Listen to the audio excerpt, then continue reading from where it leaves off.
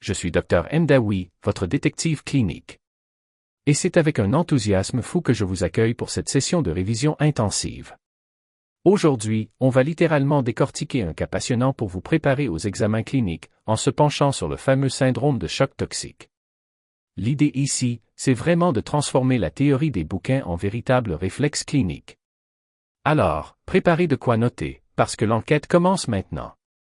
Au programme de notre investigation d'aujourd'hui, le dossier du patient, les principaux suspects, l'analyse fine des symptômes, les critères diagnostiques et bien sûr, le protocole de sauvetage. On attaque tout de suite avec la première partie, le dossier du patient, et ce cas très instructif de la cycliste de 26 ans. Imaginez un peu la scène, on est plongé directement dans le chaos absolu d'une urgence polytraumatique. Jour 1, le matin, notre jeune patiente insère un tampon hygiénique juste avant de partir faire du vélo. Et là, c'est l'accident grave, une voiture lui coupe la route, bilan, fracture majeure du fémur. L'après-midi même, elle passe au bloc pour une chirurgie lourde avec pose de tige métallique et elle reçoit 2 poches de sang. Au 3e jour, on se dit que le pire est passé, elle est transférée en centre de rééducation. Sauf que, dans toute cette agitation, un détail absolument crucial est passé à la trappe. Personne n'a pensé à retirer son tampon. Et là, boum, 4e jour au matin, c'est la catastrophe. Une fièvre qui flirte avec les 40 degrés, une éruption cutanée sur tout le corps, y compris sur la paume des mains et la plante des pieds. Sa tension est d'abord à 150 sur 90, mais à peine 45 minutes plus tard, c'est l'effondrement total. La tension chute drastiquement à 74 sur 49. La patiente est froide, moite, avec une respiration rapide et superficielle. Alors, face à un crash aussi soudain, avec cette combinaison de symptômes ultra spécifiques, quel est votre diagnostic le plus probable? C'est le moment de faire appel à vos réflexes d'examen. On reprend les indices. Un corps étranger laissé en place depuis plusieurs jours, une fièvre carabinée, une éruption cutanée généralisée et un choc hypotensif fulgurant. Et oui, vous l'avez deviné, on est en plein dans le syndrome de choc toxique. Ce qui nous amène directement à notre deuxième partie, l'identification de nos principaux suspects. Le match classique de l'examen, staphylocoque contre streptocoque. C'est une distinction clinique absolument vitale et un énorme classique pour vos évaluations.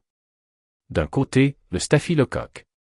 Il cible typiquement les femmes et est extrêmement lié au tampon laissé trop longtemps en place, ce qui crée une véritable pépinière pour que la bactérie prolifère avant de passer dans le sang. On le retrouve aussi après un accouchement, en post-opératoire ou après un avortement. De l'autre côté, on a le streptocoque. Et lui, il ne fait aucune discrimination, il touche autant les hommes que les femmes. Comment il s'introduit? Souvent par des traumatismes tout à fait mineurs, des chirurgies ou même à la suite d'une simple infection virale, comme la varicelle. Bien capter ce contexte d'apparition, c'est littéralement la clé pour éviter les pièges diagnostiques. Maintenant, parlons un peu de ce qui fâche. Le pronostic vital. Pour un choc toxique dû au staphylocoque, le taux de mortalité tourne globalement autour de 3%. C'est un chiffre sérieux, bien sûr. Mais écoutez bien ceci. Pour le streptocoque, ce taux explose pour atteindre 60%. C'est vertigineux. C'est une donnée clinique absolue, aggravée dans vos mémoires. Le choc streptococcique est infiniment plus sévère et fatal. Ça vous montre à quel point il faut agir vite, très vite, quel que soit le germe impliqué. Passons à la 3e partie, l'analyse des symptômes. On va décoder le mode opératoire de nos 2 suspects. Quand on regarde le tableau clinique, on voit très vite que ces 2 bactéries partagent des armes redoutables. Elles provoquent toutes les 2 une forte fièvre, une chute vertigineuse de la tension artérielle et cette fameuse éruption cutanée. Elles adorent aussi s'attaquer massivement aux reins et au foie. Mais en tant que bon détective clinique, vous devez traquer les indices spécifiques. Le staph, lui, va frapper un grand coup sur le système digestif. On parle de nausées, vomissements, diarrhée, sévère, accompagné de douleurs musculaires et d'une chute des plaquettes. Le strep, de son côté, va déclencher chez plus de la moitié des patients un syndrome de détresse respiratoire aiguë, le SDRA, souvent accompagné de gros troubles de la coagulation. C'est ce détail respiratoire et sanguin qui va vous orienter. 4e partie, les critères diagnostiques. Voyons comment on rassemble nos preuves sur le terrain. Ce qu'il faut retenir, par-dessus tout, pour la pratique, c'est que c'est avant tout un diagnostic clinique. Vous vous basez sur l'histoire, comme notre cycliste et son tampon oublié, et sur l'évolution des symptômes. Mais attention, pour épingler le coupable avec certitude, les hémocultures sont primordiales. Il faut isoler l'organisme. Et pendant que vous menez l'enquête, vos yeux doivent être rivés en permanence sur la fonction rénale et hépatique. C'est une surveillance continue, car ces organes peuvent décompenser à une vitesse folle. Et enfin, la cinquième partie, le protocole de sauvetage, les interventions d'urgence en soins intensifs. On n'a plus une minute à perdre. Le choc circulatoire s'installe, les organes lâchent. Il y a 4 étapes absolument non négociables pour ce sauvetage. Étape 1, direction immédiate la réanimation.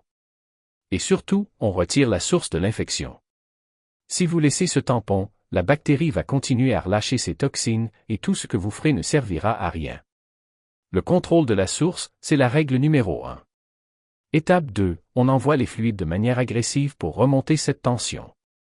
Étape 3, on sort l'artérie lourde côté antibiotique, on parle de traitements puissants comme la vancomycine et le linezolide. Et enfin, étape 4, pour les cas les plus sévères et réfractaires, on dégaine les immunoglobulines par voie intraveineuse, une intervention qui peut littéralement faire la différence entre la vie et la mort. En résumé, face à un tableau clinique associant un choc inexpliqué, une très forte fièvre et une éruption cutanée, la règle d'or du détective clinique est de ne jamais s'arrêter à ce qui saute aux yeux.